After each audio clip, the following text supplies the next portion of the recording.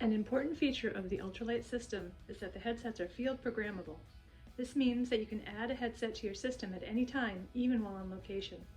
This video will explain the two-step process to add an Eartec UltraLite headset to your system.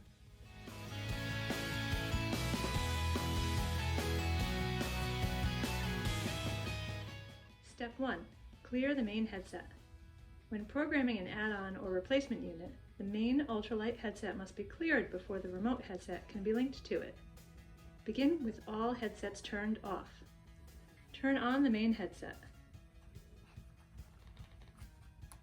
The LED will flash red 2 times, and then begin to flash blue slowly.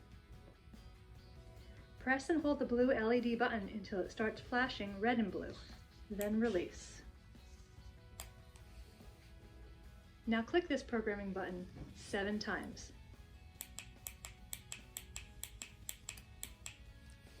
The LED will again flash blue.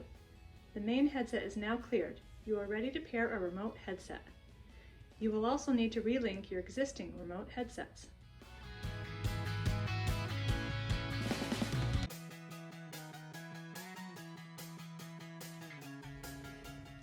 Step 2. Linking a remote headset. To begin, turn on the remote unit and wait for the blue LED to flash. Pick up the main headset. Press and hold the programming button for 2 seconds until LED starts flashing red and blue.